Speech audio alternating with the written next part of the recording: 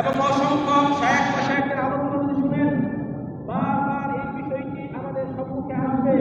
লাআল্লাকুম তাত্তাকুন, সিয়ামের উদ্দেশ্য হচ্ছে যাতে আমরা তাকওয়া অবলম্বন করতে পারি।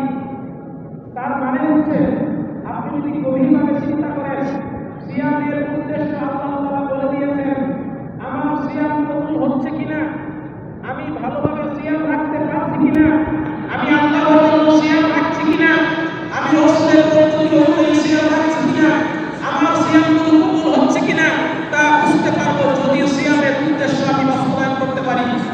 আর সেই উদ্দেশ্য হচ্ছে লাআল্লাকুম তাত্তাকুন, যাতে আমরা তাকওয়া অবলম্বন করতে পারি।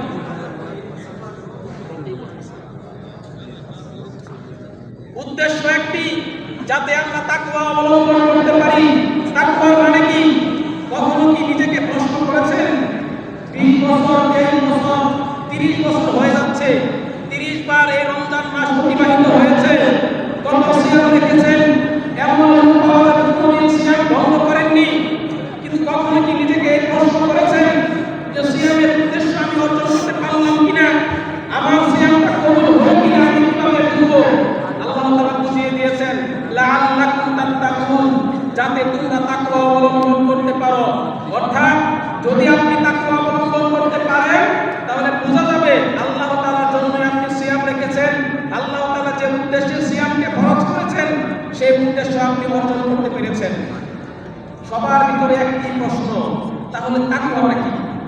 তাকওয়া মানে হচ্ছে আল্লাহ তাআলাকে ভয় করে দুনিয়ার যাবতীয় অপরাধকে বর্জন করা। তাকওয়া মানে হচ্ছে হারাম ইনকামকে বর্জন করা। তাকওয়া মানে হচ্ছে আল্লাহকে ভয় করে পিতামাতার সাথে সৎ আচরণ করা। তাকওয়া মানে হচ্ছে নিজের সন্তানকে ইসলামিক শিক্ষায় শিক্ষিত করা আল্লাহর সন্তুষ্টির জন্য। তাকওয়া মানে হচ্ছে আমার প্রতিবেশীকে আমি কষ্ট দেব না। তাকওয়ার মানে হচ্ছে আমি যখন ইফতার দেওয়ার জন্য লাইনে দাঁড়িয়ে থাকবো, ওই সময়টাও আমি আল্লাহর জন্যই ব্যয় করবো। মনে মনে আমি বলবো আস্তাগফিরুল্লাহ, সুবহানাল্লাহ, আলহামদুলিল্লাহ। তাকওয়ার মানে হচ্ছে রাতের বেলা তাহাজ্জুদ আদায় করে আল্লাহর কাছে আল্লাহর ভয়ে আল্লাহর কাছে দোয়া করব, নিজের জন্য, নিজের জাতির জন্য। তাকওয়া মানে হচ্ছে আল্লাহ তাআলা যা আদেশ করেছেন তা বাস্তবায়ন করার জন্য সর্বদাই চেষ্টা করব। কিন্তু এর অপর দিকটাও আছে। রমজান মাস চলে যাওয়ার পরেও যদি মোবাইলে আমি খারাপ ভিডিও দেখি, তাহলে বুঝতে হবে আমি তাকওয়া অর্জন করতে পারিনি। রমজান মাস চলে যাওয়ার পরেও যদি পিতামাতা একটু উল্টাপাল্টা করলে, পিতামাতার সাথে খারাপ আচরণ করি, বুঝতে হবে তাকওয়া অবলম্বন করতে পারিনি। রমজান মাস চলে যাওয়ার পরেও যদি হারাম ইনকামের দিকে মন ঝুঁকে যায় এবং হারাম ইনকামকে গ্রহণ করি, বুঝতে হবে তাকওয়া অবলম্বন করতে পারিনি।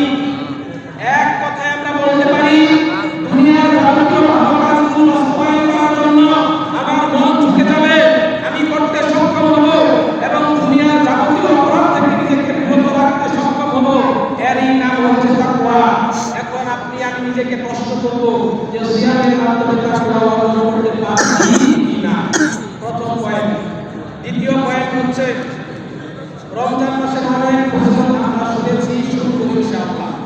রাসূলুল্লাহ সাল্লাল্লাহু আলাইহি ওয়াসাল্লাম বলেছেন, মান সামা রমাদান ঈমানান ওয়া ইহতিসাবান গুফিরা লাহু মা তাকাদ্দামা মিন যামবিহি, মান ক্বামা রমাদান ঈমানান ওয়া ইহতিসাবান গুফিরা লাহু মা তাকাদ্দামা মিন যামবিহি, মান ক্বামা লাইলাতাল কদরি ঈমানান ওয়া ইহতিসাবান গুফিরা লাহু মা তাকাদ্দামা মিন যামবিহি।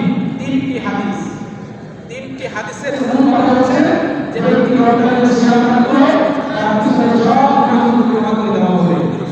যে ব্যক্তি রমজান মাসে সারাদিন নামাজ আদায় করলো, তার পিছনে সব গুনাহগুলো ক্ষমা করে দেওয়া হবে। যে ব্যক্তি লাইলাতুল কদরে ইবাদত করতে পারলো, তার পিছনে সব গুনাহগুলো ক্ষমা করে দেওয়া হবে। এগুলো হচ্ছে রমজান মাসের ফজিলত। শুধু তাই নয়,